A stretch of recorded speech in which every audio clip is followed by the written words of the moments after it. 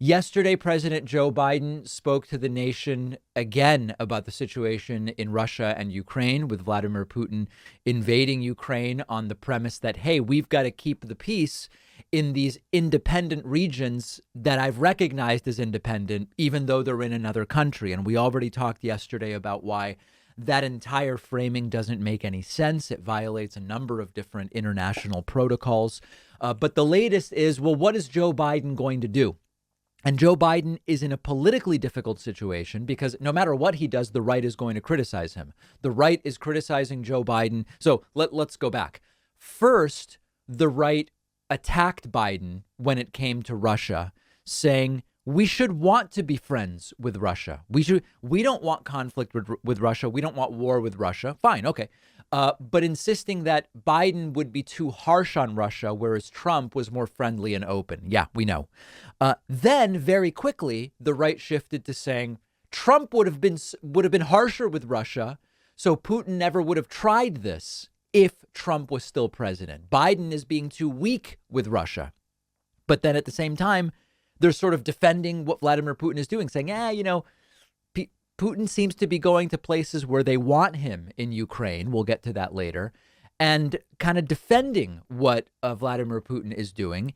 And at the same time, they are saying, well, the sanctions that Biden is putting on Russia are not nearly strict enough. So they want all sides of this. I want to just speak clearly to you. Joe Biden has put in place some sanctions, and we're going to talk about those. Here is Biden yesterday making it clear that this is an invasion by Vladimir Putin. Take a look. The last few months, we've coordinated closely with our NATO allies and partners in Europe and around the world to prepare that response.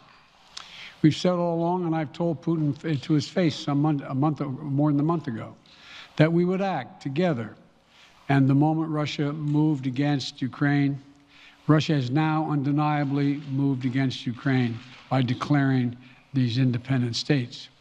So today, I'm announcing the first tranche of sanctions to impose costs on Russia in response to their actions yesterday. These have been closely coordinated with our allies and partners and will continue to escalate sanctions if Russia escalates. We're implementing full blocking sanctions on two large Russian financial institutions, VEB and their military bank. We're implementing comprehensive sanctions on Russian sovereign debt. That means we've cut off Russia's government from Western financing. It can no longer raise money from the West and cannot trade in its new debt on our markets or European markets either. Starting tomorrow and continuing in the days ahead, we'll also impose sanctions on Russia's elites and their family members.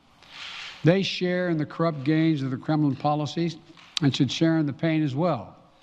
And because of Russia's actions, we've worked with Germany to ensure Nord Stream 2 will not, as I promised, will not move forward. As Russia contemplates its next move, we have our next move prepared as well.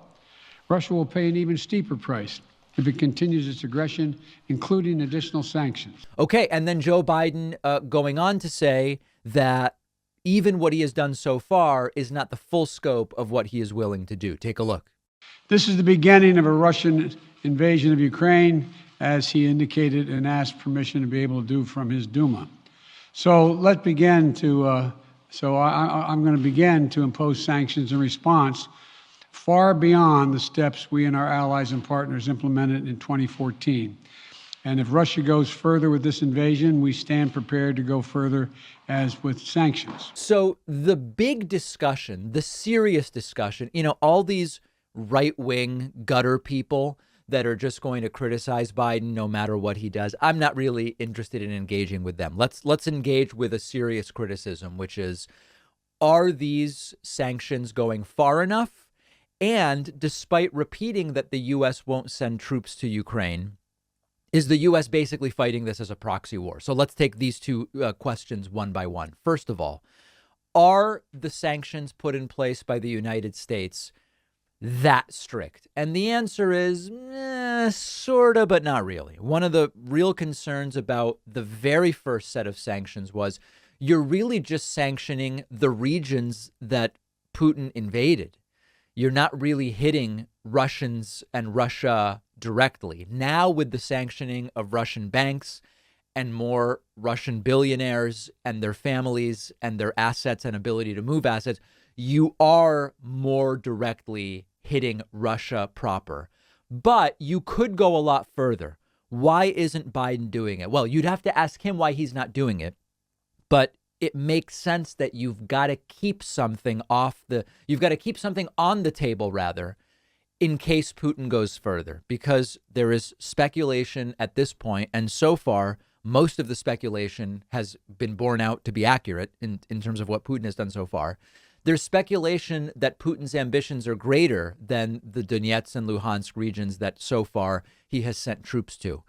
If Putin wants to push further into Ukraine, up to and including the Ukrainian capital, Kyiv, and wants to try to effect regime change, installing a puppet government, who knows what Putin's ambitions are, you need to leave something more on the table. Geopolitically and from a foreign relations standpoint, it makes sense you don't do everything yet because you suspect Putin has not done everything yet. So we are getting to harsher sanctions, and it is logical to not go fully out because you've got to be able to bring down more if and when Vladimir Putin pushes further into Ukraine. Now, on the proxy war question, I think we just have to accept at this time that the U.S. is waging a proxy war against Russia. Now, sometimes by proxy war, we mean both parties are using proxies. In this case, it is Russia pushing into Ukraine and the U.S. using NATO sanctions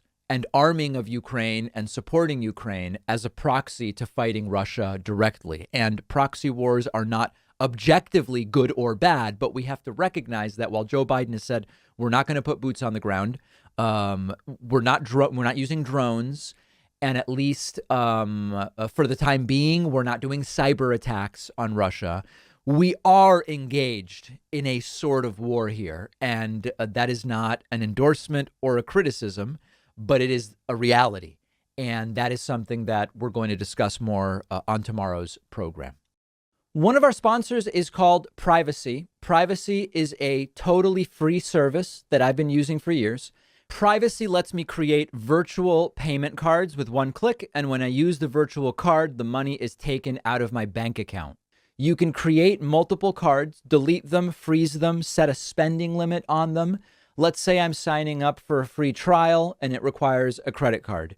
Privacy will autofill a virtual card number, and then after signing up, I can delete that virtual card. So I know I'm not going to be charged again. Something really useful and very practical. Or let's say I'm ordering food over the phone, but I left my wallet somewhere. I don't have my real credit card on me. I can use a virtual card on my Privacy mobile app.